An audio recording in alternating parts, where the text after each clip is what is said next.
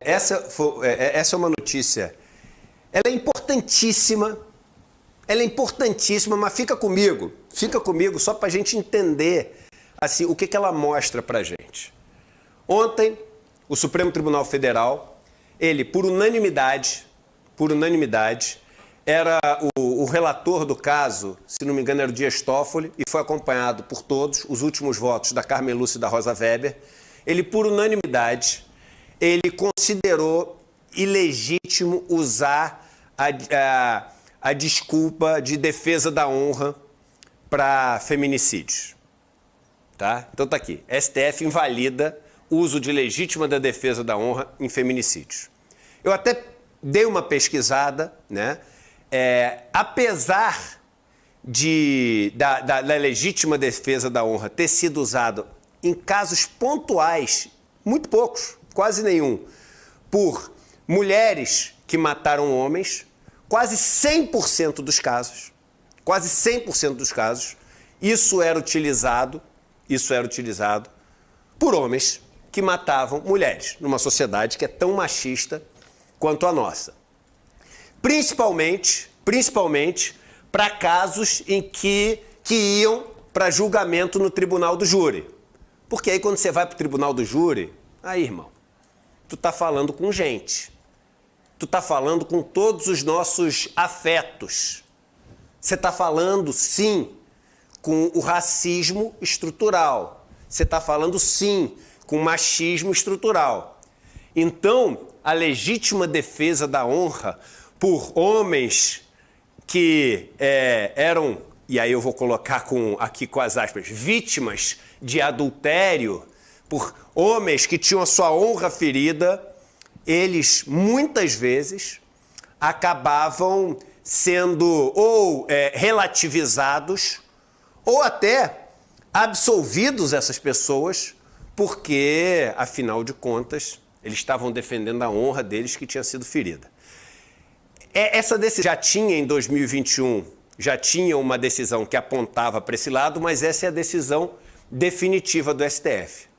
Agora, Vivian, que planeta maluco, que país maluco a gente vive, que uma decisão como essa, que diz que não é legítimo usar a defesa da honra para defender uma pessoa que matou porque foi traída, por exemplo, isso acontece em 2023. A Odisseia no Espaço era em 2001, do Stanley Kubrick.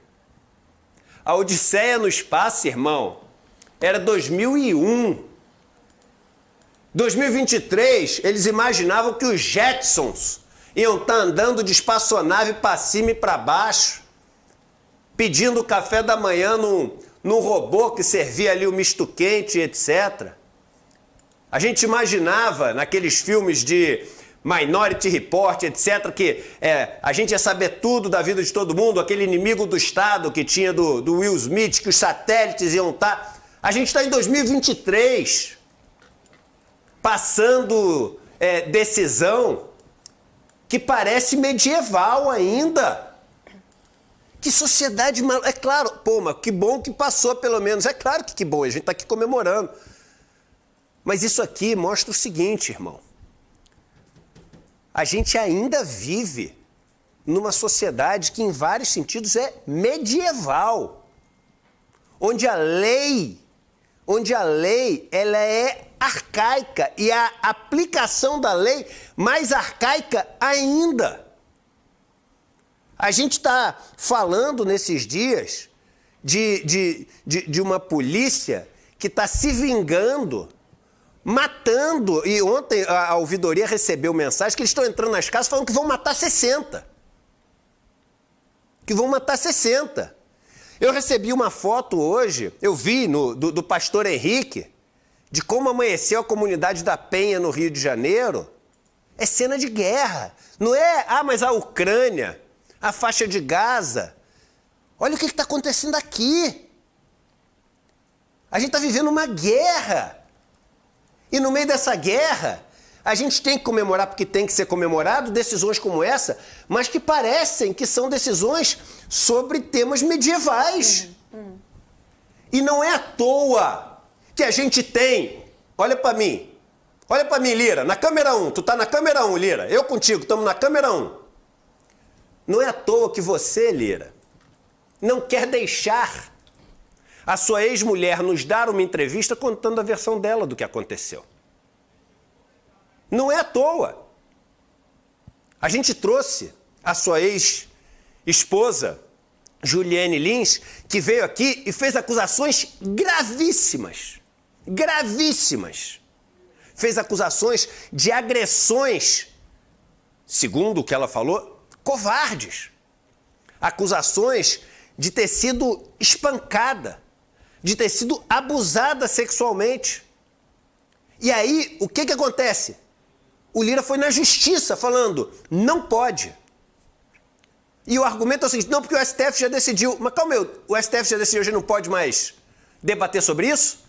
Por que ele não falou que a Globo não podia fazer um documentário sobre o Celso Daniel, se a história do Celso Daniel já estava decidido pela justiça? Por que a Globo pode fazer um documentário sobre o Celso Daniel e o Lira não ficar incomodado? Se isso já estava decidido pela justiça? Por que os parceiros do Lira podem falar do Lula como eles falavam no ano passado, chamando de ladrão, de presidiário, de isso e aquilo, se o Lula tinha tido todas as suas sentenças anuladas pela justiça? Por que ele não ficou revoltado?